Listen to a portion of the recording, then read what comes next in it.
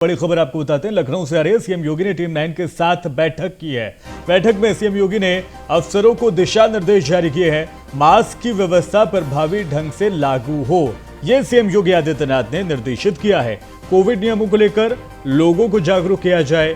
बच्चों की स्वास्थ्य को लेकर हमें सतर्क रहना होगा, यह भी सीएम योगी ने कहा है। बच्चों को भी जागरूक किया जाए।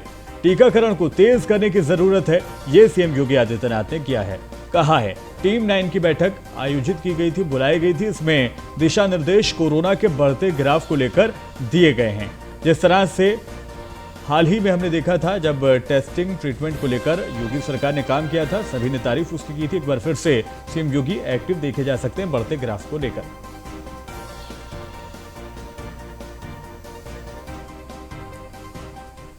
और कानपुर से आ रही बड़ी खबर आपको बताएं, डिप्टी सीएम ब्रजेश पाठक की बड़ी कार्रवाई देखने को मिली है। जीएसवीएम मेडिकल कॉलेज के डॉक्टर राघवेंद्र गुप्ता को निलंबित कर दिया गया है।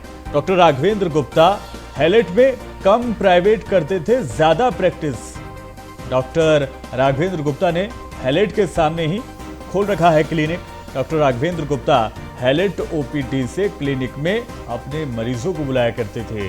सरकारी डॉक्टर होने के दौरान निजी प्रैक्टिस नहीं की जा सकती है, लेकिन उसके बावजूद उन्होंने जीएसवीएम के सामने ही खोला हुआ था अपना हॉस्पिटल। रामजी शर्मा हमारे संवाददाता कानपुर से जुड़ गए हमारे साथ। रामजी शर्मा, पूरी खबर जरा बताएं।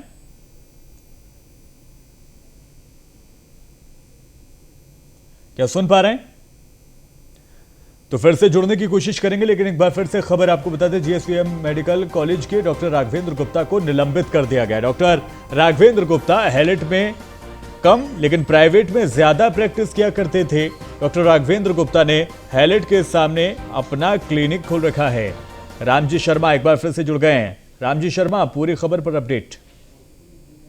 जी, मैं आपको बता दूं कि कानपुर मेडिकल कॉलेज में कई ऐसे डॉक्टर हैं जो लगातार सरकारी डॉक्टर होने के बाद भी वो प्राइवेट प्रैक्टिस करते हैं। इस मामले की शिकायत लगातार medical college principal doctor Sanjay Karat की गई, पर वो कोई भी कार्रवाई नहीं कर रही, जिसको लेकर के कल एक महिला थी मुन्नी देवी, जो कि उन्नाव से इलाज कराने कानपुर मेडिकल कॉलेज आई थी। उनको वहाँ के वार्ड बॉय ने बोला प्राइवेट डॉक्टर राघवेंद्र गुप्ता की क्लिनिक में इलाज कराने के लिए, जिस पर उसने एक ट्वीट करके और मामले की जानकारी डिप्टी सीएम ब्रजेश पाठक की, जिसको उन्होंने एक्शन लिया और एक्शन लेते हुए डॉक्टर राघवेंद्र गुप्ता को तत्काल प्रभाव से निलंबित कर दिया है और उनको प्राइवेट प्रैक्टिस करने के लिए कह दिया गया, जिसकी एक जानकारी जो प्रिंसिपल है डॉक्टर संजय कारात तक पहुंच गई है।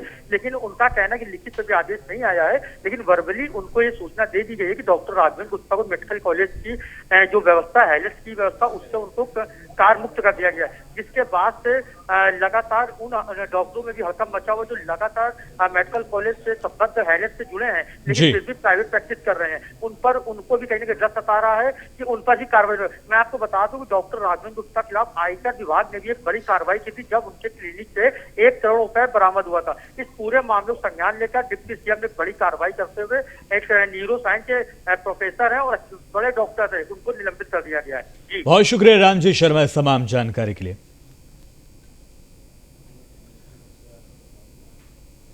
और बड़ी खबर का रुख करेंगे, रामपुर से आ रही है, जहां आजम खान के बेटे से मिले जयंत चौधरी। अब्दुल्ला आजम से मिले हैं आरएलडी अध्यक्ष जयंत चौधरी। आजम खान के घर पहुंचकर ही अब्दुल्ला से मुलाकात की है। अब्दुल्ला से मुलाकात के बाद बिलासपुर का दौरा जयंत चौधरी का रहेगा, लेकिन अब ये कहा जा सकता है कि आजम खान के बेटे के साथ जिस तरह से जयंत चौधरी ने मुलाकात की है, बाकायदा उनके घर पहुंचकर मुलाकात की गई है, इसके सियासी मायने अब से थोड़ी देर के बाद निकलने शुरू हो जाएंगे। क्यों यह मुलाकात की गई है? फहीम खान हमारे संवाददाता ज्यादा अपडेट के साथ जुड़ गए हैं। फहीम खान, क्या लग रहा है पहली नजर में क्या रहा इस मुलाकात का मकसद? तो मैं आपको बता दूं कि ये जो आज रामपुर है, ये अहम खेमे से जो नाराजगी की आवाज निकली है, जो नाराजगी के सुर निकले, उसको देखते हुए चौधरी का घर पहुंचना और उसके को करना, तो कहीं ना कहीं ये बैकडोर से बात करने की बात भी कही जा सकती है, क्योंकि जयंत चौधरी का कार्यक्रम जो है, दूसरा जयंत चौधरी लखनपुर में जिन पर हमला हुआ था उनसे भी मिलने की आए थे, लेकिन जयंत चौधरी के रामपुर आने वो सिर्फ समाजवादी पार्टी के नेता मोहम्मद आजम खान के घर पे जाकर उनसे बात करने के और कहीं ना कहीं इस तल्खी वाले मामले में रास्ता निकालने की नजरिए से देखा जा सकता है। तो जिस तरह से लगातार आजम खान को लेके तल्खियां चल रही हैं और समाजवादी पार्टी में विरोध के सुर दिख रहे हैं, तो जयंत चौधरी का रामपुर आना बहुत खास हो चला है। जयंत चौधरी अब्दुल्ला आजम खान से मुलाकात करने के बाद बिलासपुर निकल गए हैं और वहां मुलाकात करेंगे उस जो घायल था, जिसके ऊपर हमला हुआ था बिलासपुर के अंदर, जो लखीमपुर कांड का गवाह है, उससे भी मिलने का वो प्रयास करेंगे। और जी ठीक है, बहुत शुक्रिया फहीम इस तमाम जानकारी के लिए आपका। मुख्तार अंसारी और उसके करीबियों की संपत्ति को लेकर अब कार्रवाई देखने को मिल रही है, जहां पर जानकारी जुटाई जा रही है ईडी के द्वारा।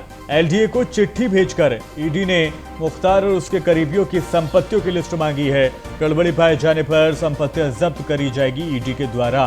लखनऊ में मुख्तार और उसके करीबियों की संपत्ति की जांच की जा रही है।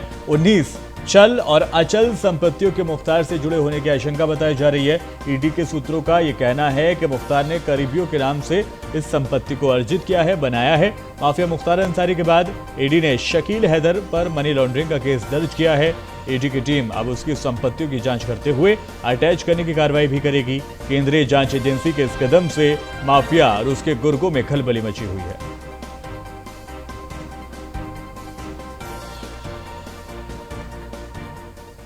और बड़ी खबर आपको बताएं, बुलंदशहर में दारोगा को डंपर ने कुचल दिया है। हादसे में दारोगा संजय यादव की मौत हो गई है। पुलिस ने डंपर ड्राइवर को गिरफ्तार किया है। बुलंदशहर के पहासू में सोमना रोड पर यह हादसा हुआ है। आगरा के एतमादपुर क्षेत्र के रहने वाले थे संजय। 2013 बैच के सब इंस्पेक्टर थे संजय यादव, जिनकी मौत हो गई है। पुलिस ने डंपर ड्राइवर को गिरफ्तार कर लिया है। तो बुलंदशहर के पहासू में सोमना रोड पहासू क्षेत्र में आज एक दुखद सड़क दुर्घटना में हमारे सब इंस्पेक्टर संजय यादव की अकाल मृत्यु हो गई है और इनकी उम्र लगभग 55 वर्ष है। एचिंग कर रहे थे। इसी बीच एक डंपर जो भरतपुर राजस्थान से गिट्टियां ला रहा था, गिट्टी ला करके अहमदगढ़ थाना क्षेत्र में जहां सड़क निर्माण हो रहा है, गिट्टी गिराने के बाद वापस जा रहा था। डंपर की रफ्तार ज़्यादा थी और उसकी चपेट में आने से सब इंस्पेक्टर की मृत्यु हो गई है। कतिपय लोगों द्वारा इसको खनन माफिया द्वारा टक्कर मारने की बात कही जा रही है, जो बुरी तरह बेबुनियाद और आधारहीन है। डंपर और ड्राइवर, डंपर की बरामदगी कर ली गई है, ड्राइवर को गिरफ्तार कर लिया गया है। वैधानिक कार्रवाई। गाजियाबाद से सारी बड़ी खबर आपको बताएं, क्रॉसिंग रिपब्लिक के 2 बड़े बिल्डर को झटका लगा है। जीडीए ने पंचशील एसोटेक बिल्डर के नक्शे निरस्त कर दिए हैं। दोनों बिल्डर्स के ग्रुप हाउसिंग के नक्शे कैंसिल कर दिए गए हैं। तथ्यों को छिपाकर नक्शे पास कराने का आरोप इन बिल्डर्स के ऊपर लगा है। कल सीएम ने जीडीए जेई को सस्पेंड करने के निर्देश भी दिए थे।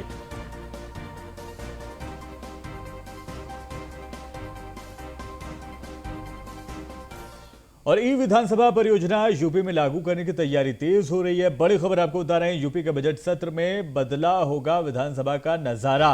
विधानसभा में प्रत्येक सदस्य के लिए नाम से उपलब्ध होगी सीट। विधान परिषद सदस्यों के लिए भी विधानसभा मंडप में सीट होगी।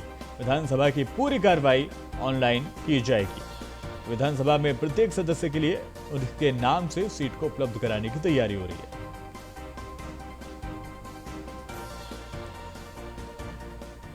लखनऊ से आ रही खबर आपको बताएं, यूपी में छठे राज्य वित्त आयोग का गठन जल्द होने वाला है। वित्त विभाग ने आयोग गठन का प्रस्ताव मुख्यमंत्री को भेजा है। सीएम योगी राज्य वित्त आयोग के गठन पर जल्द फैसला लेंगे। 3 साल का राज्य वित्त आयोग का कार्यकाल होगा। राज्य करों में हिस्सेदारी का फॉर्मूला आयोग तय करेगा। निकायों और पंचायती राज संस्थाओं में हिस्सेदारी का फॉर्मूला भी तय होगा।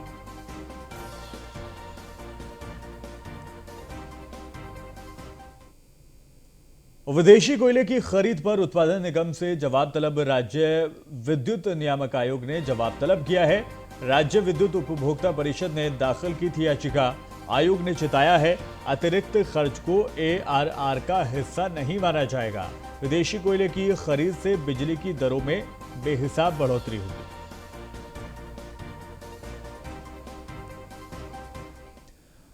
गाजियाबाद में न्यूज 1 इंडिया की खबर का बड़ा असर हुआ है। सालों से नगर निगम में टिके 2 जेई रिलीव किए गए हैं। जेई योगेश कुमार और कपिल मोहन को रिलीव कर दिया गया है। योगेश कुमार का ऑफिस में शराब पीने का वीडियो वायरल हुआ था और अब न्यूज स्ट्रीट ने इस खबर को प्रमुखता के साथ दिखाया था और अब इनके ऊपर इनको जो रिलीव है वो कर दिया गया है। सालों से ये नगर निगम में टिके थे।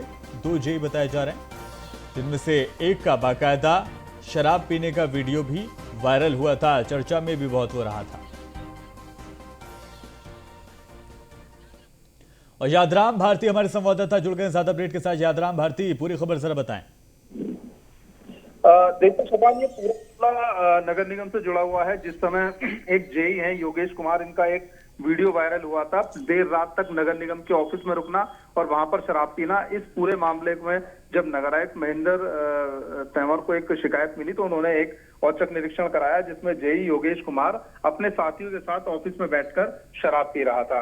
उसी समय ये छापा पड़ा और उसके बाद इस पूरे मामले से अलग बात करें तो पिछले कई सालों से जो योगेश है और कपिल मोहन है वो लगातार बने हुए थे। शासन से लगातार रिमाइंडर देने के बाद भी उनको रिलीव नहीं किया जा रहा था, लेकिन न्यूज वन इंडिया ने इस खबर को प्रमुखता से चलाया, जिसके बाद नगर आयुक्त ने दोनों ही जेई जो हैं उनको रिलीव कर दिया है। लेकिन अभी भी निगम में ऐसे कई जेई हैं जो अभी भी अपने सीटों पर जमे हैं और सालों साल ट्रांसफर होने के बाद भी नगर निगम से जाने का नाम नहीं ले रहे हैं। तो कुल मिलाकर सारे जो विभाग में जो भी लोग जमे हैं उनकी स्क्रूटनी की जा रही है और जिन जिनको रिलीव किया जाना है उनको अब रिलीव किया जाएगा। तो बहुत बड़ा असर न्यूज वन इंडिया की खबर को देखने को बिल्कुल न्यूज वन इंडिया की खबर का बड़ा असर हुआ है और 2 जेई को रिलीव किया गया। बहुत शुक्रिया यादराम भारती इस तमाम जानकारी के लिए। जारी खबरों का दौर लगातार, रुक रहे हैं ब्रेक के लिए।